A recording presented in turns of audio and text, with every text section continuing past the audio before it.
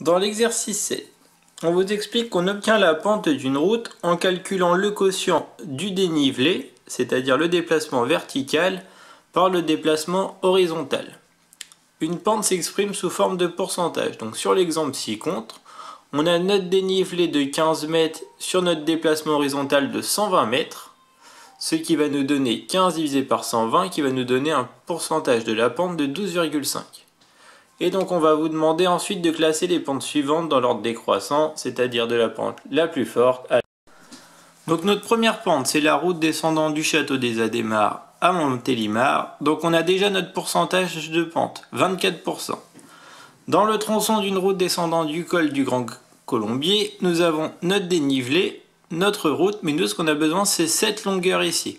Et bien cette longueur ici, on va la calculer avec le théorème de Pythagore. Dans le dernier, nous avons le tronçon d'une route descendant de l'Alto de l'Angliru, région des Asturies en Espagne. Donc ici, on a notre longueur horizontale, notre déplacement horizontal, et à l'aide de la trigonométrie, on va pouvoir trouver le dénivelé de notre pente.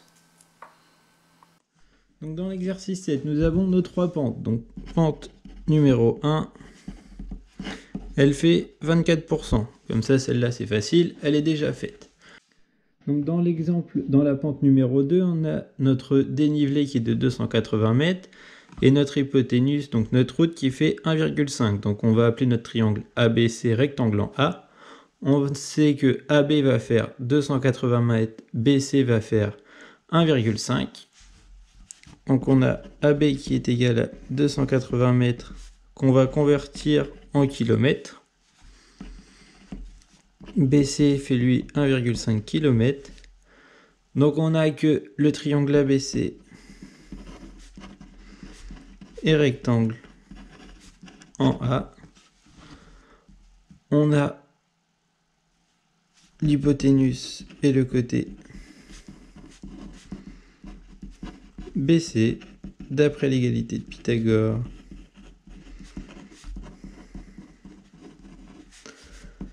On a notre hypoténuse au carré qui est égale à la somme des carrés des deux côtés de l'angle droit. On remplace. Donc la valeur qu'on cherche, AC carré, on va l'obtenir en faisant 1,5 au carré moins 0,280 au carré. Ce qui va nous donner que AC carré est égal à 2,25 moins 784. AC carré est donc égal à... Et on applique maintenant notre racine carrée. Et on a donc AC qui est environ à 1,47. Donc maintenant qu'on a AC qui est égal à 1,47, on doit calculer la pente. Donc on a 0,28 qui sont notre dénivelé divisé par notre déplacement horizontal.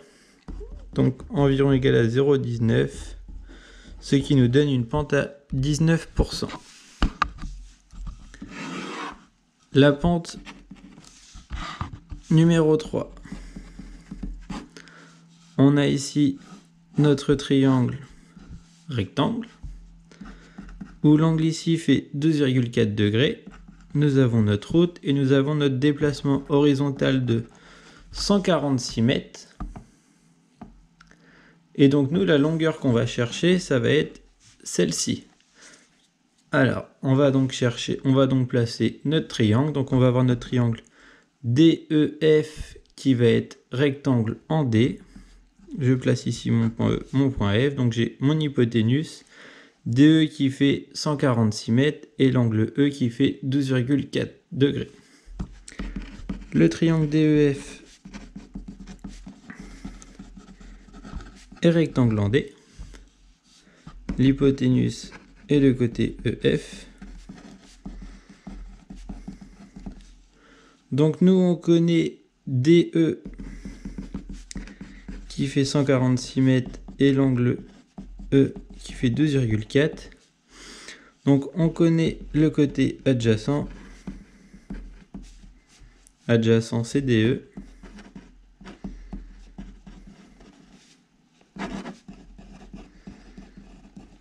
Et on cherche FD qui est le côté opposé.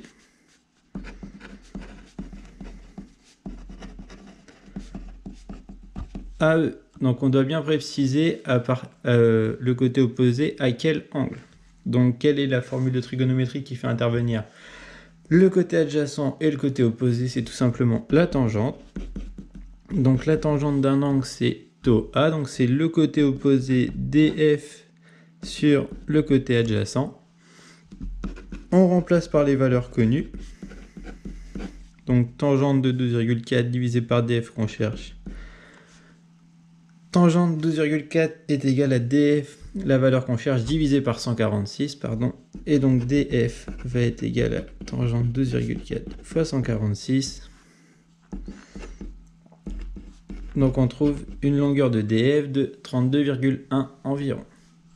Et donc lorsqu'on va faire le calcul de la pente, nous avons notre dénivelé de 32,1 mètres divisé par notre déplacement horizontal de 146.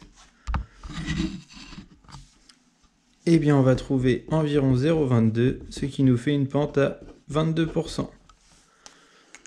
Donc on a en numéro 1 la pente la plus élevée de 24%, en 2 c'est la pente numéro 3, et en 3 la pente numéro 2.